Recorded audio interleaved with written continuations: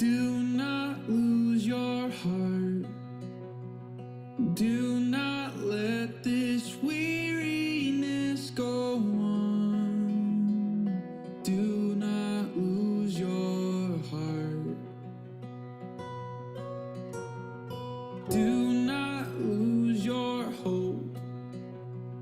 Do not let the bitterness take hold. Do not lose your heart. Consider him. He endured your every sin. See his face. Feel him lift your every way.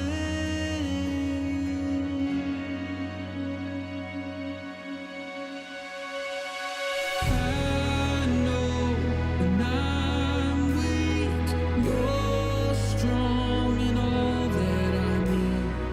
I know when I'm weak, you're strong in all that I need.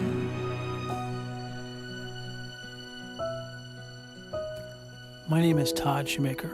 I was born and raised in West Palm Beach, Florida. My childhood was spent playing sports, hanging out with friends, and well, maybe a little mischief along the way.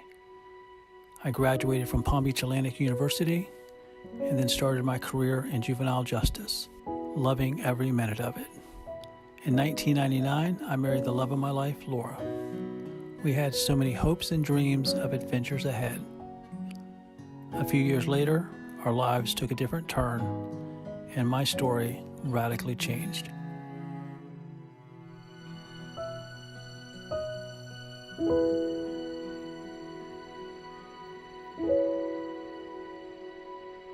In 2002, less than a year after 9/11, Laura and I were attending Christ Fellowship at the time, and I was volunteering in the middle school department, and they offered me an opportunity to go to New York and be part of a missions trip. I remember I had never been to New York City before, so I was excited about that. So we arrived in New York, and that night, as I was just having some quiet time and reflecting on the day, I felt God saying, I need you to fast all week. From about 10:30 until almost 1 in the morning, I kind of tried to bargain with God. What's the purpose? Like, if you can give me a reason for it, then I'll be a little bit more inclined to do it and not have all these questions. But there was just nothing. It was just like, I just need you to fast this week. Finally, at 1 o'clock in the morning, I just felt God speak to my spirit and say, you're either going to do it or you're not going to do it. I'm not going to force you to do anything, and I'm going to give it my best shot. We got back on a Saturday afternoon, and Laura picked me up, and I said, I have no idea why I fasted. I said, I didn't get any answers. And her, being the smart one of the two of us, said, well, maybe God's preparing you for something in the future. Maybe this was just the first part of it. I just came back tired. She said, well, you know, you're in your 30s now, and you've been going all summer long. Just rest up. Just take some time off from volunteering and just rest up. So did that, but a few months later, I was just like, man, I'm just still really exhausted. And I hadn't been to the doctor in probably 7 or 8 years. So Laura set me up with one of her doctors, and he said, I think I need you to see a specialist. I think I need you to see a rheumatologist. And they came back and said, you know, you have several forms of crippling arthritis. He's like, no, your case is pretty severe for somebody your age. You have a pretty severe case. And I'm thinking, really, I'm just tired. So that started a year of being on experimental drugs. I just kept feeling worse. The meds weren't helping. They kept changing meds. We had mentioned, you know, maybe we'll try some holistic, some all natural, and some of the pharmaceutical. She said, you'll be in a black box within 5 years. Really, like you would say that to somebody. You feel lost. You feel like you can't do anything to help him. We had him all over to try to figure out what was going on with him. No one could ever figure it out. We were so green. We had no clue between shock, between fear, between anger. Anger. Those were kind of the emotions that we dealt with early on. I was on my way home from work one night, and it was later, and I started coughing up blood. Of course, she freaked out, and she goes, "We got to go to the emergency room." And I said, "It's 9 o'clock at night. I'm not sitting in the emergency room all night. I will go see the doctor in the morning." In May of 2003, we'd had a chest x-ray, and it was negative, didn't show anything remarkable. And so this was August that I was coughing up the blood. So I went and had a CT scan of my chest done. The next morning, which would have been Wednesday, the doctor called me before 8 o'clock in the morning and said, "I need to see you and Laura in my office." I said, "We'll come after work." And he said, "No, I need to see both of you within the next 30 minutes. And so we get to the doctor's office, no waiting in the waiting room, took us straight back to his office, and he had 2 x-rays up. And he said, "Todd, what's that one x-ray look like?" And I'm like, "I don't see anything." And he goes, "Exactly, that's your x-ray from May." He goes, "Look at the one from last night." He goes, "What's the difference?" And I said, "Seems like there's a mass or something like in the middle of my chest." And he goes, "Yeah, you have some type of tumor." I mean, when you're first diagnosed with something and you really have never had a lot of experience in the medical world, you have no idea. And that's when we kind of made the determination that if I survived this, that we would always reach out to people who were going through what we were going through to help them through the journey, because we had nobody. About 2 or 3 weeks after being diagnosed with a tumor, they had to do a biopsy. I was very at peace that morning. I was just like, okay, well, let's just see what's gonna happen here. When they took me back, within 20 minutes? Very quickly. 20 minutes, the surgeon came out and told Laura, "It's so big, there's nothing I can do. We think it's very fast growing," because it wasn't there in May, and then all of a sudden, it's the size of a golf ball in August. We just could not believe that he could possibly have anything like that. And it was such a shock. It was very hard on everybody at that time. It was just such a unknown territory that it was overwhelming. All of these conversations about potentially having cancer and surgery and will he come through this? Lord, I know you're in charge, but I can barely breathe. I anticipated potentially losing him. I think you're always tempted to be upset at God when things like this happen. And the thing that keeps you from going down that mental road is Todd's faith.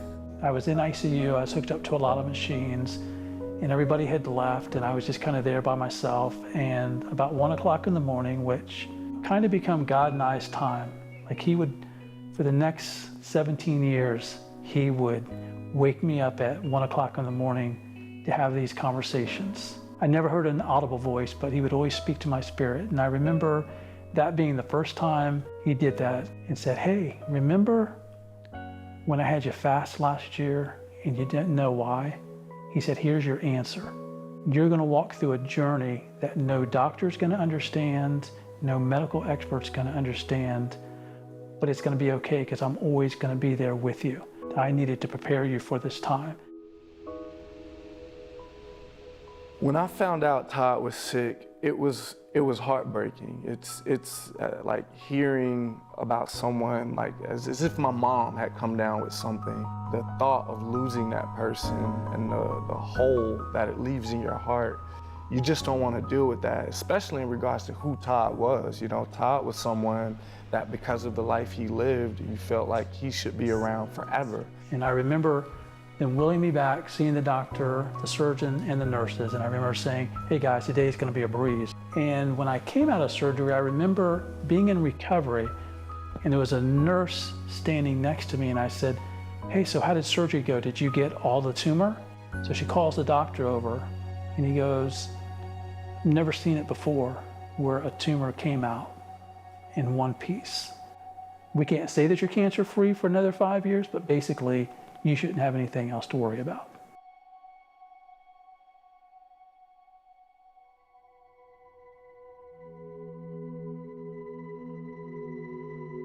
And when Laura came in, I said, hey, guess what? I said, I'm gonna start running marathons. And she's like, what in the world are you talking about? And I said, during surgery, God gave me a vision that I'm gonna start running marathons. Hey God, it's me. Thank you for giving me the chance at life. When I got home, Laura's like, you know, you keep talking about this marathon thing. She goes, have you ever even run a marathon? And I'm like, nope. She goes, when's the last time you ran? And I said, probably for real, probably like 10 years ago. And she goes, and God told you to do this? And I'm like, yes, God told me to start running marathons and sharing his story.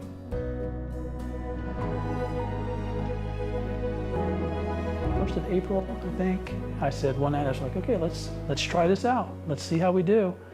And I ran 1.5 miles that night. Thank you for allowing me to run again. Hey devil, you thought you had me beat. And I thought, oh, I can do this. Doing 1.5 miles is much different than doing 13.1 and 26.2 miles, but I'm like, I'm good. So I started running and we compromised, and she said, just do a half, not a full. So did a half and had my family and friends there, and it rained from the beginning of the race all the way to the end, but I was just like, I don't care. So I just kept running, and I kept sharing my story and sharing the gospel with people. And I thought, hey, you know what? We had a little health scare, and now we're good. 2006, we were out running one night. I was running and she was riding a bike, and she said, honey, why don't you move your right arm when you run? You hold it right here. She said, your other one moves, but she said, you just hold this one up here. And I'm like, I said, I really, honestly, I've never noticed that. And she goes, well, walk for me. And I started walking, and she said, your right arm doesn't move. And so that started a year of, okay, maybe you have ALS, maybe you have this, maybe you have that. And we were just like, okay, my goodness, we just got through all this. Now we're going through another roller coaster. They sent us down to the University of Miami. You have young onset Parkinson's. Parkinson's disease is a neurodegenerative disease. It's a progressive disease because your brain is actually losing brain cells, and we're not stopping that. We're just treating the symptoms. Eventually, people will become more sedentary, not be able to walk, and then bedbound. Most people will also have difficulty talking and swallowing, so they'll not be able to maintain their nutrition properly. My first response was, well, can I still run? And he said, you can do whatever you want to do as long as your body lets you do it. There is no cure for Parkinson's disease. It's the second most common neurodegenerative disease. The average Parkinson's patient lives 5 to 8 years after the diagnosis. Eventually, it will take your life. With any diagnosis, I said, I'm going to start celebrating. So she goes, well, what are you going to do? And I said, I want to go skydiving. You went skydiving with Parkinson's? And I'm like, nobody at the place asked me if I had Parkinson's. So I don't feel like I was lying because nobody asked me. I just didn't tell them.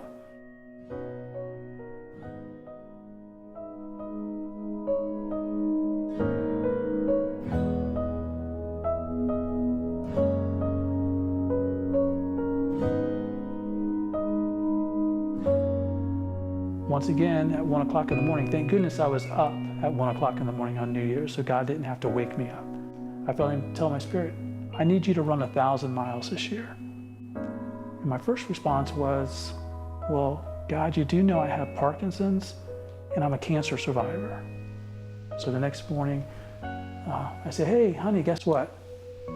God told me I need to run 1,000 miles this year and share his word even more than I've shared it in the last few years. I'd always just pat him on the leg and say, whatever you want to do, honey, whatever you want to do. I got to a point where I was running 2 to 3 marathons a week. I mean, I was feeling good for a while, but then at the end, I could feel like I was getting a little bit weak, and I thought, okay, well, maybe the Parkinson's is starting to, keep me from doing what I am doing physically. So I thought to myself, well, maybe I won't be able to run much longer. He looked like death coming across the finish line, very white, very pale. You really look like you're just a person that's already dead but you're still moving. I ran a few 5Ks from January to March, and I woke up with what I thought was a cold, and it was flu season, so I didn't think much of it. I thought, okay, I'll do antibiotics for about 10 days and I'll be good. Came home early from work, which I never did. And Laura came home and she's like, what are you doing home from work? And I said, I just don't feel good. I just feel like my body, something's going on. And she said, well, let's call your oncologist. And he said, get him to the ER. They said his body is going into a crisis. Different organs were shutting down. And so when we're in the emergency room, this was just all new information. It was shocking. And they said, Todd, you might only have 24 hours left to live. And he was close to dying.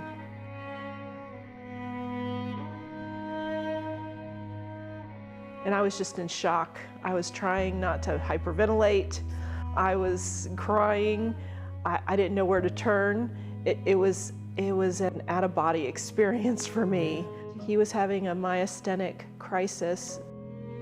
I think I was just at a point of, okay, well, I've survived all these other things for the last, whatever many years it had been.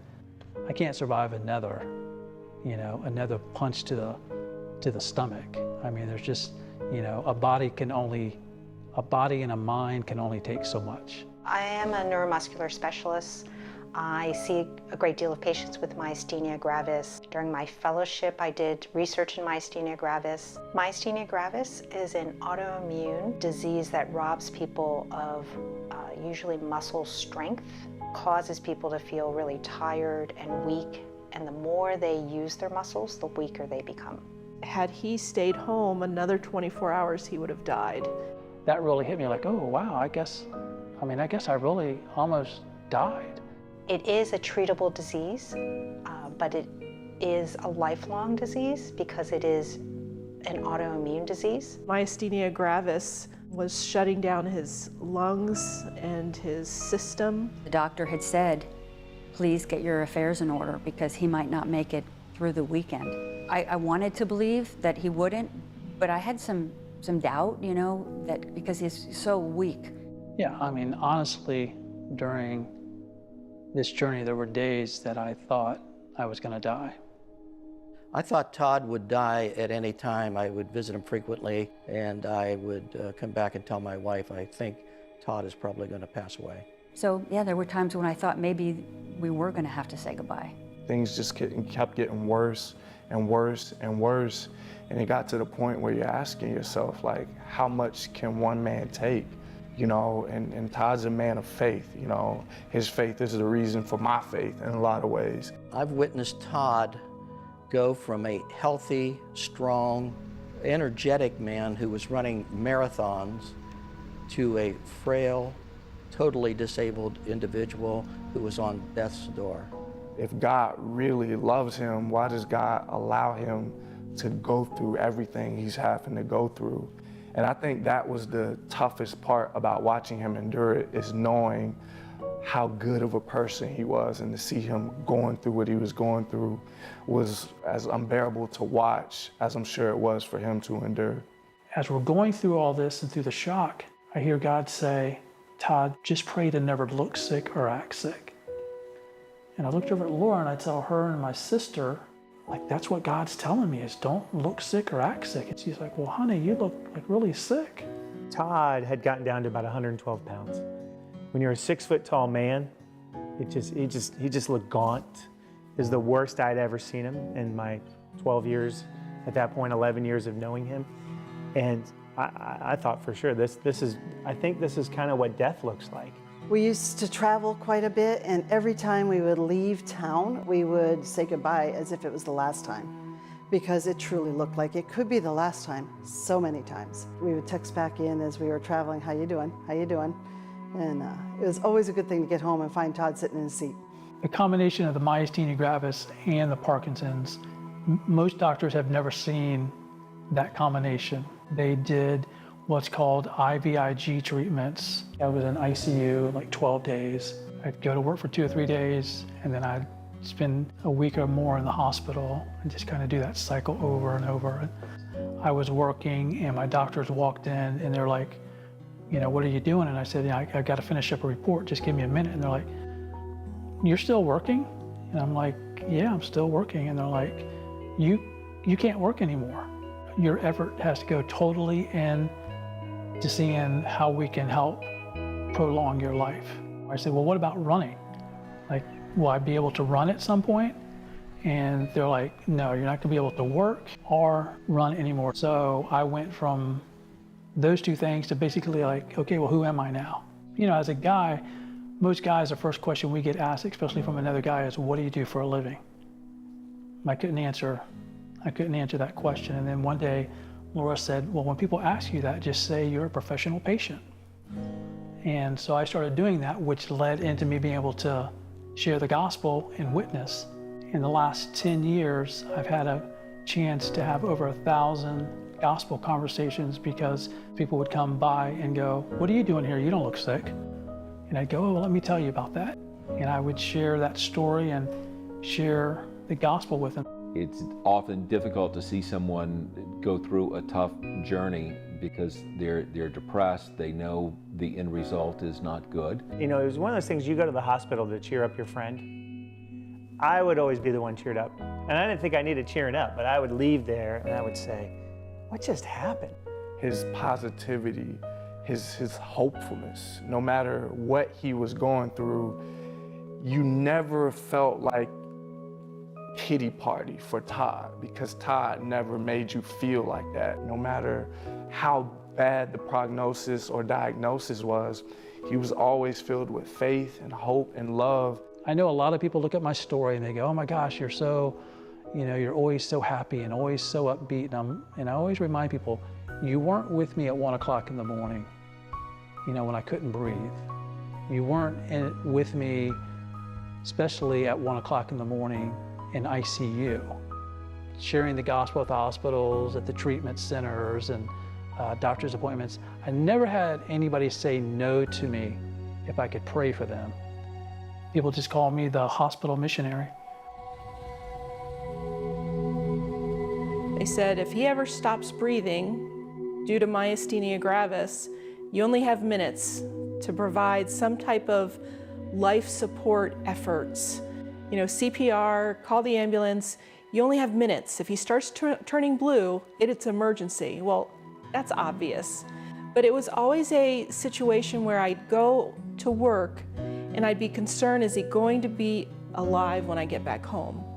In the mornings, I would try to be certain that he was still breathing before I left for work. And sometimes it was hard to tell. I didn't want to disturb him if he was finally sleeping. So we had a back scratcher, the stick that I would use to poke him. I'd just nudge him just a bit to make sure he'd move and it was safe for me to go to work. Because I was terrified that I would leave him home and he's passed away and I didn't even know it. I'm going on to work and my daily schedule. There was so many days that we were living in this phase of life that death could be so close. I could remember back to the days that I would go out and run 26 miles and have no issues.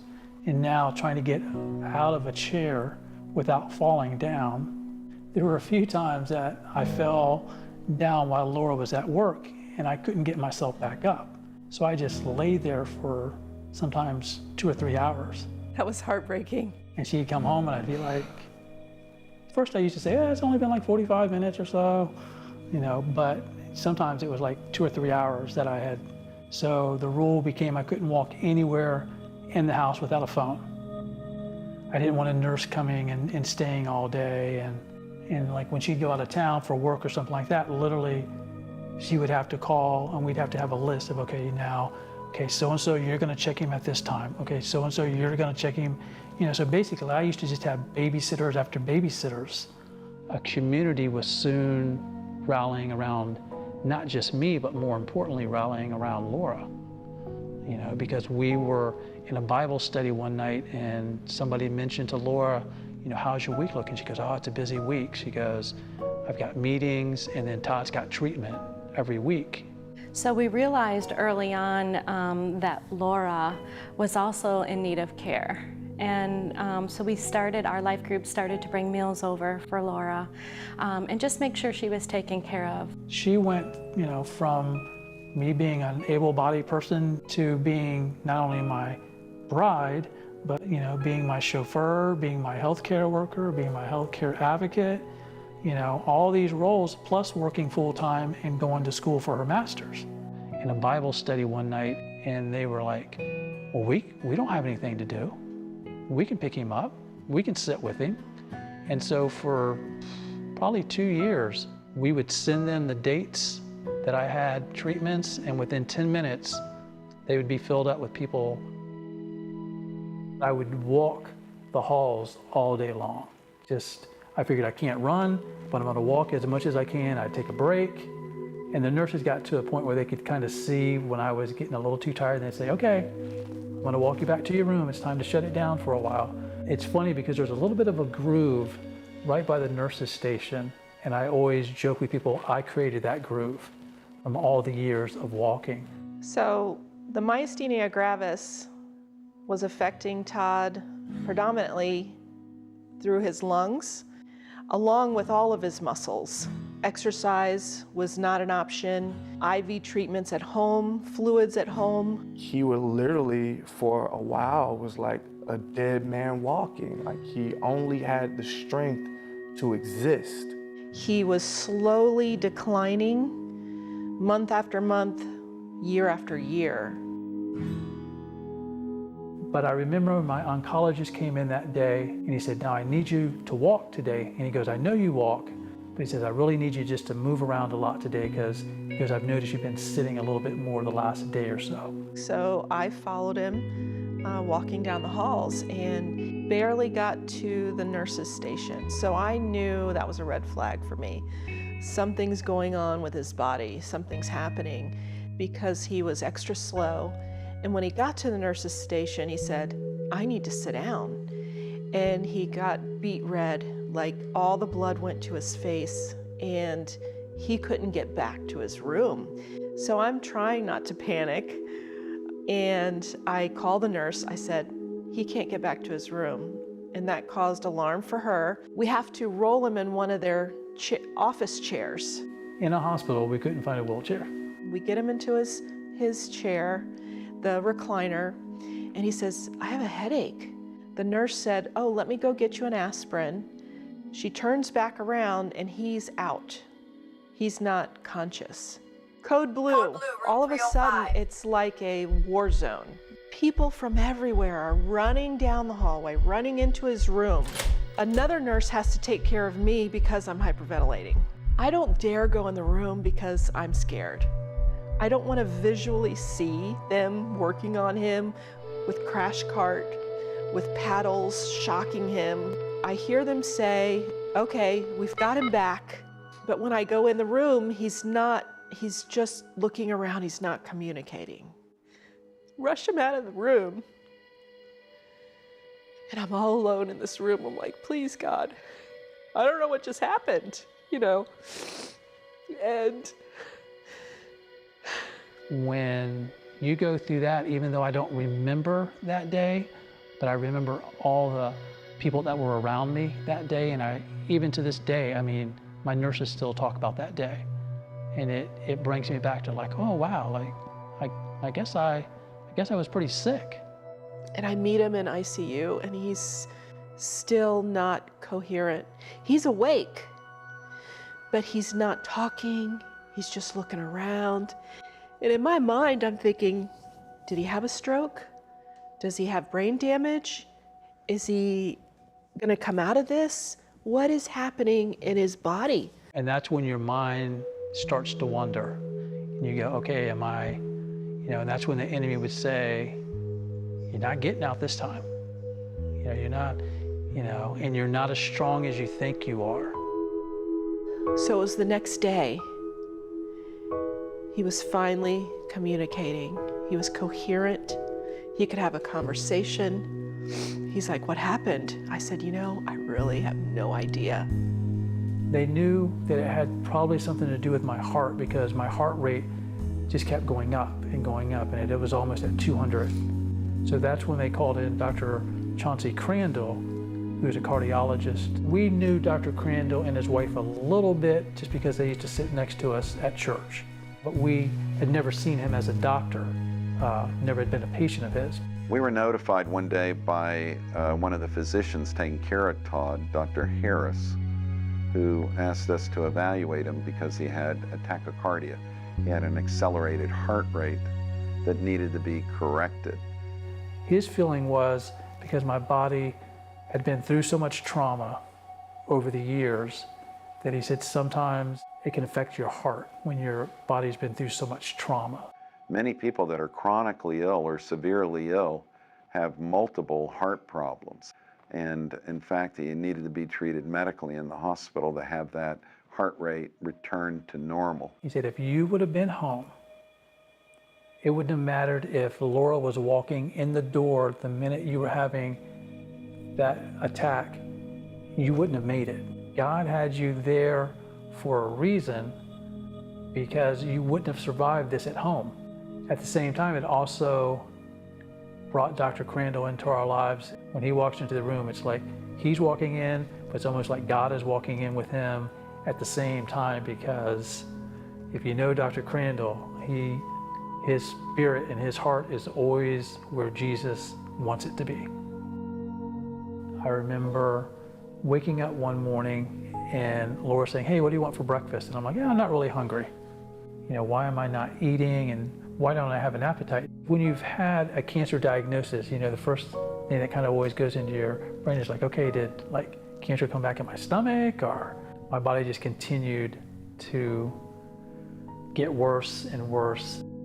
In 2015, they diagnosed me with gastroparesis. It paralyzes your stomach muscles. I didn't want to eat because it was painful to eat. And a lot of it's caused by the myasthenia gravis and by the Parkinson's. So it wasn't a surprise to the doctors, it was just the severity of it. When I got sick again in 2009, I was probably about 150 pounds. So the decision was made in early part of 2017 to put a J-tube in. In a J-tube, it bypasses your stomach, your stomach, and it goes straight into your small intestines, because trying to put food anywhere in my stomach would have not been of any help. One of my doctors shared, well, I'm going to give you two options today, Todd. You can be admitted today, and they'll put the feeding tube in. I said, I'm not getting a feeding tube. I'm a runner. Even though at that point I hadn't run in many years, I still had the mentality, and I said, for me, it's like giving up. And I thought, okay, well, what's option two? The option two is, I'll put you in the hospital today, we don't put a feeding tube in, and you're probably dead in 2 weeks. So I said, well, I guess I'm getting a feeding tube today. And that became the whole journey itself. He had such a whisper of a voice, he would remain silent and not even engage in conversations. My voice for a number of years had been getting weaker and weaker. I'd seen a speech therapist off and on, and finally she came up with an idea of a voice amplifier, and it's called a chatterbox.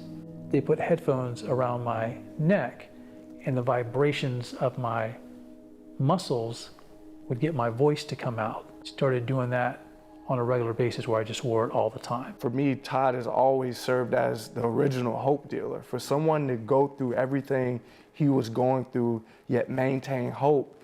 Even as I was going through the roughest times in my life, I could always just think about Todd. Well, Todd's nearly dying, yet he's not giving up. Todd can't talk, Todd can't eat, but he's still hopeful, focused, and faithful. So no matter what I was going through in life, I didn't even have to open the pages of scripture to know that God was with me. I was leading the group, and Todd came in. We have maybe 30 to 35 people in the group, and I remember him sitting maybe 2 seats to my right. At that time, he was using a voice box, and he had a feeding tube, so it was very weak. And he just, when it was his turn, he just announced to us as a group that the doctors have given up hope. And they've diagnosed me with wasting syndrome. My body is shutting down, and guys, I might not be here to see you next time. I can't describe the feeling that I had, or anyone in our group. at that time when he announced that, in his sweet, quiet way of saying, I'm leaving you guys. Hey, devil, you thought you had me down for the count, but you forgot that I serve a mighty king. We used to try to have friends take me places, and Laura would take me places. And finally she's like, well, you know, there's Uber and there's Lyft, and I can sign you up for that, and you can go anywhere you want to go, anytime you want to go. And so after lunch was over, I called for Uber, and I get in and you do the pleasantries of, yes, I'm Todd, and she introduces herself. I was very sensitive to the presence of God that came into the car. He was prompting me to say to this gentleman. But we're sitting there, and I notice she's not going anywhere. And I'm thinking to myself, well, why aren't we moving? And then I turned around and I began to speak. God told me that you have a story to tell me. And I'm like, excuse me? And she said, this morning during my quiet time, she said, God told me I would meet a man today that's dying. He can't eat, he can't speak, and he only has months to live. And I'm thinking, how does this lady know me? And she goes, God told me that you're supposed to tell me your story. So after the initial shock, I shared a little bit of my story with her, and she said, well, God told me to tell you that God is going to heal you. She goes, that little thing that you wear around your neck, you're not going to wear that anymore. She goes, I noticed you got something in your stomach. You're not going to have that issue anymore.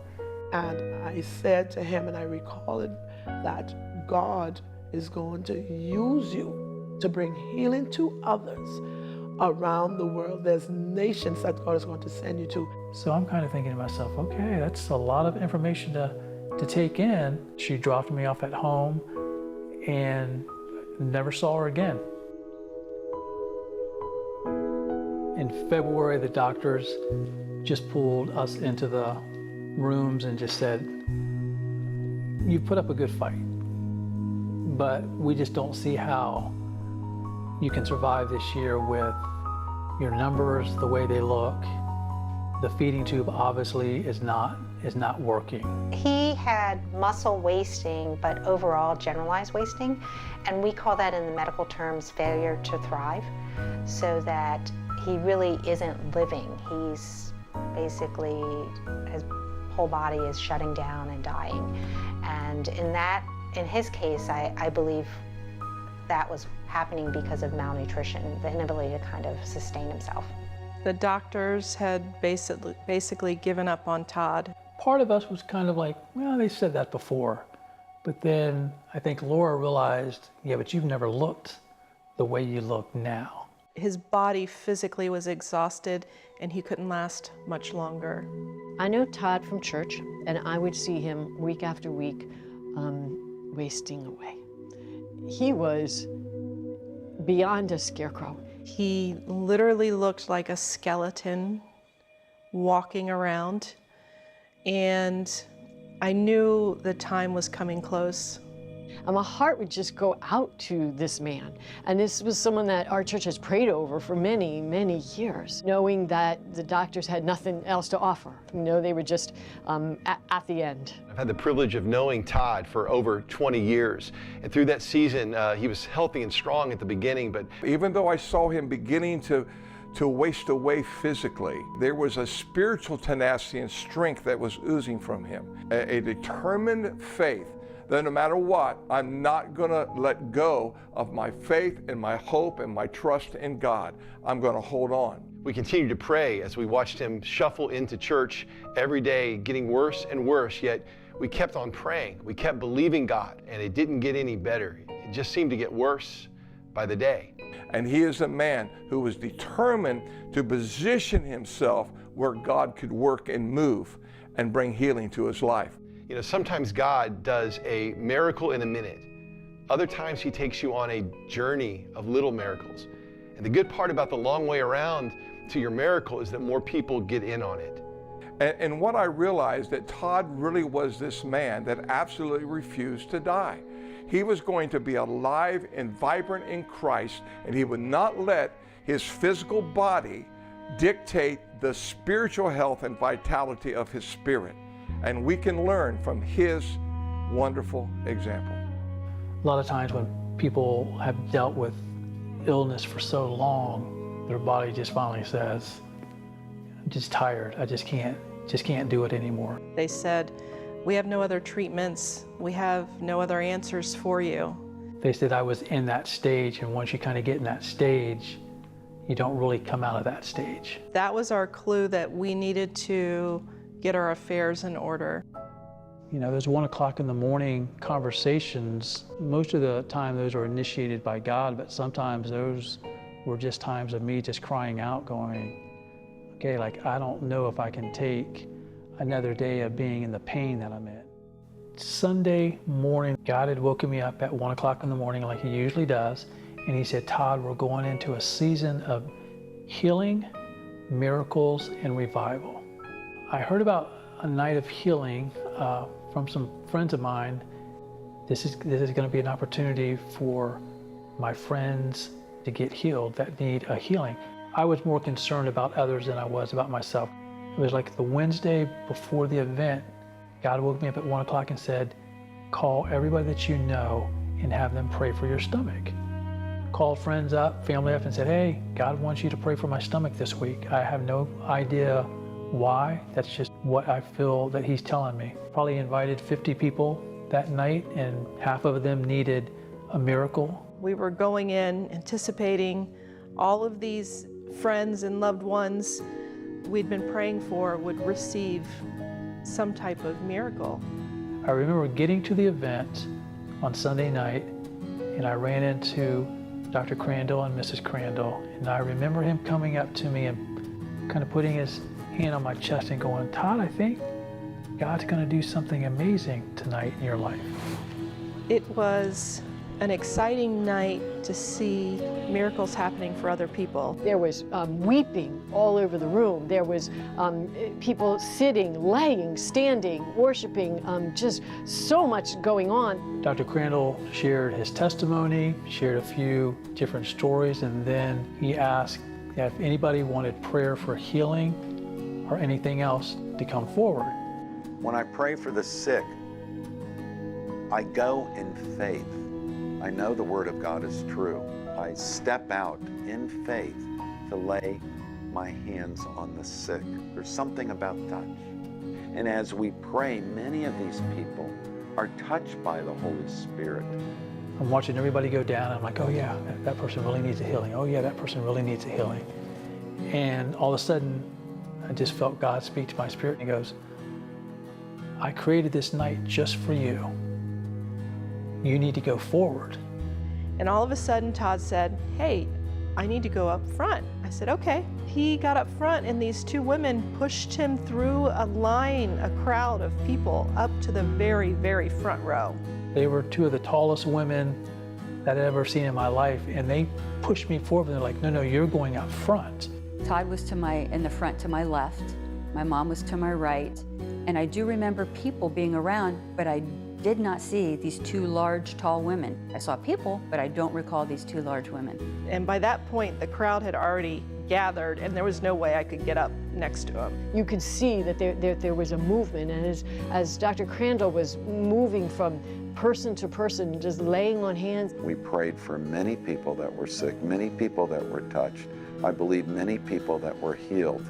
And Todd Shoemaker was in that tent that night. The presence and the heaviness of the Holy Spirit was strong. The burning fire of the Holy Spirit was flowing. And as I lay my hands on the sick, sometimes I can feel my hands heating up. Is that the Holy Spirit? Maybe, I don't know, but there's something there. So I'm continuing to pray, and I'm looking around, and I'm seeing Dr. Crandall starting to pray. Oh yeah, I know that person. I know they've got cancer. Yes, they need healing. And I can remember coming off the stage and seeing this man that had been riddled with disease, that was wasted in appearance as if he had been through many, many wars. And he comes by me, and Dr. Crandall since 2014 has prayed for me many times. But this night, he anointed me with oil. And I laid my hands on him for the healing of his body. And the minute he anointed me with that oil, it felt like my body was on fire. And God entered his body and started healing him and mending him and restoring him that evening. We were busy praying with other people, and so we would do one of those things where you're praying for somebody and then look quick to see how Todd was doing. There's a little feeling of butterflies in your stomach when you know God's been working. And those butterflies were everywhere in my stomach. It was just like, this is it. I know this is it. And then Stanley Love, who didn't know at that point, had never met. Came behind him and laid hands on Todd too, like I was instructed by the Holy Spirit to do that, so I did. He comes by, and I remember him laying his hands on my chest. These big women, they must have been 7 foot or better, easy. I mean, they pushed Todd to the front of the building, the tent where I was, and say, and I prayed for his chest, and Todd said, and the ladies behind Todd said, no, pray for all of him.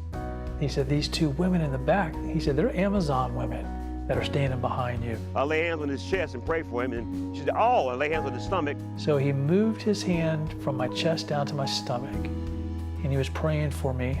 And I prayed again, and I thank God for healing Todd completely, and I walked off. And the minute he took his hand off my stomach, all of a sudden I'm like, that feels like a hunger pain, but I don't really know what that feels like.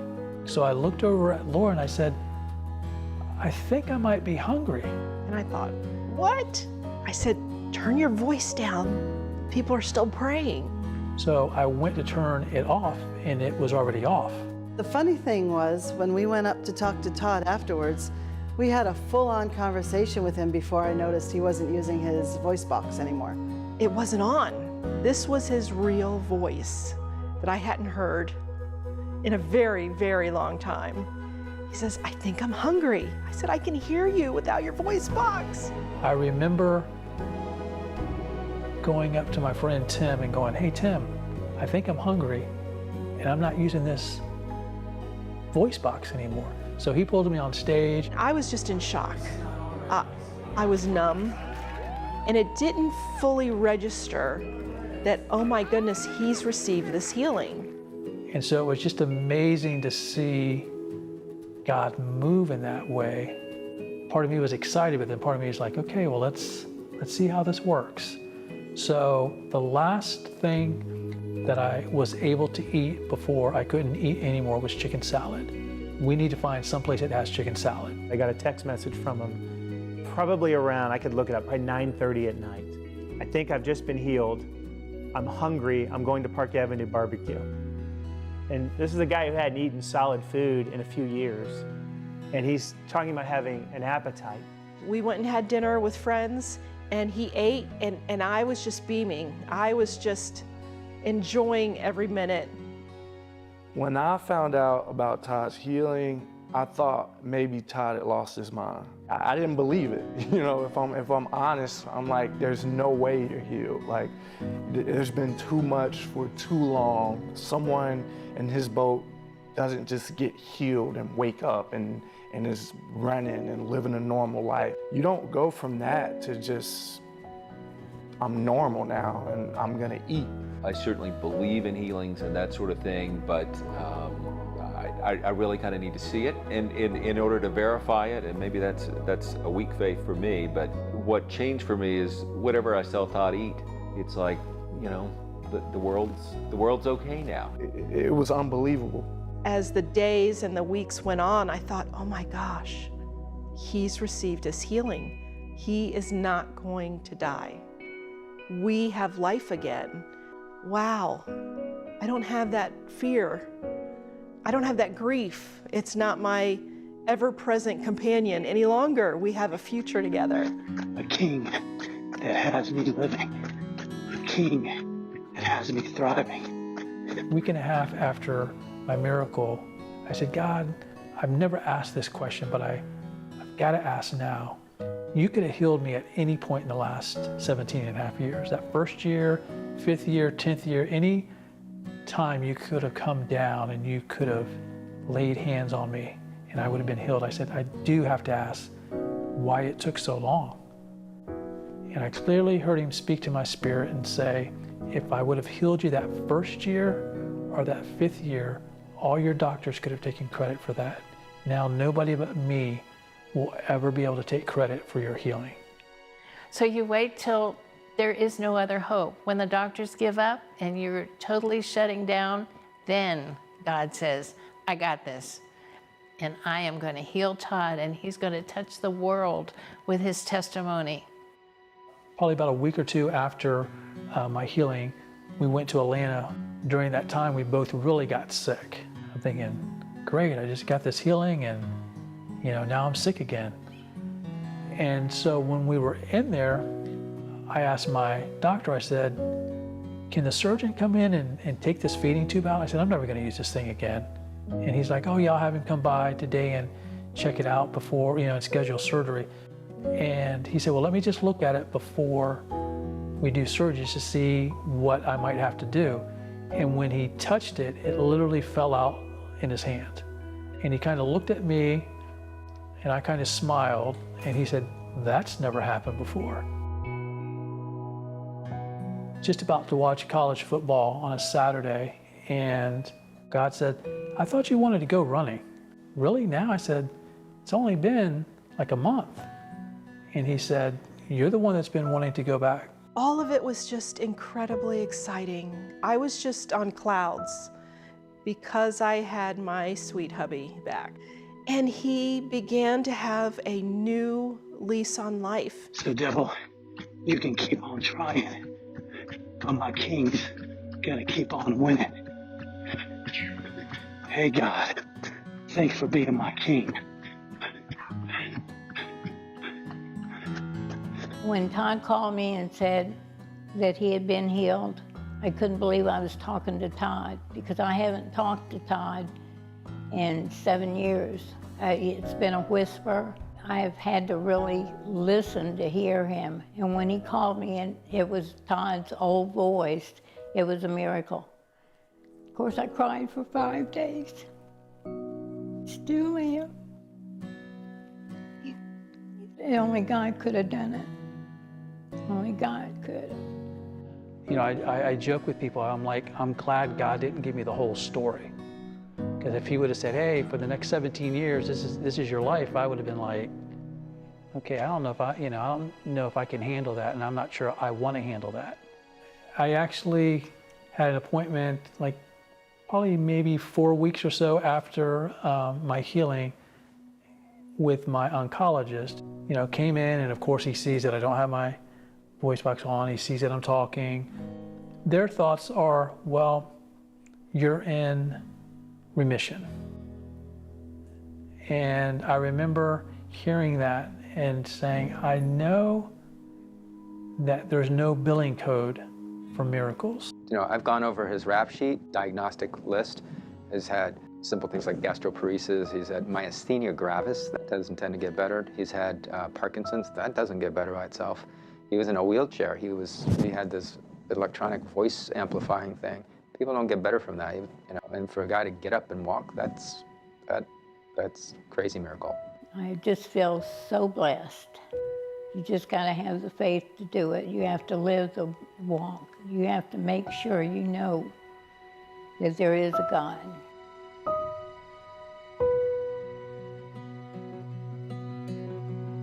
Do not lose your heart.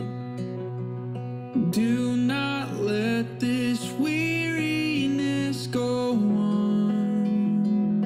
Do not lose your heart. Do not lose your hope. Do not let the bitterness take hold. Do not lose your heart. Consider him. He endured your every sin. See his face. Feel him lift your every way. Keep overcoming. Today the world will try to knock you down. Keep overcoming. Today fear will tell you to give up. Keep overcoming. Today doubt will tell you to stop dreaming. Keep overcoming. Today your past but you're not good enough. Keep overcoming. Today you might feel overwhelmed. Keep overcoming. Consider him. He endured your every sin. See his face, feel him lift your every way. I know when I'm weak, you're strong in all that I need. I know when I'm weak, you're strong in all that I need.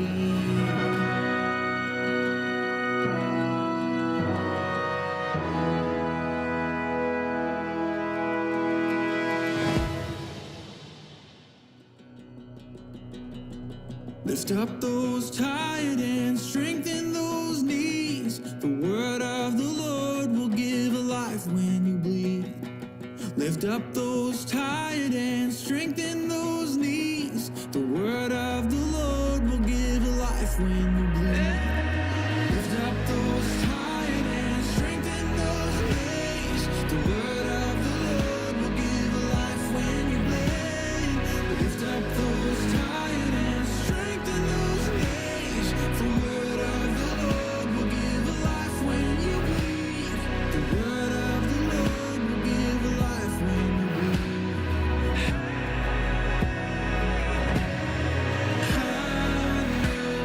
When I'm weak, you're strong in all that I need. I know when I'm weak, you're strong in all that I need. And I know when I'm weak, you're strong in all that I need. I know when I'm weak, you're strong in all that I need. Clouds of witnesses, all surrounding, cheering all us on. So do not lose your heart. So throw off every weight and run the race with him.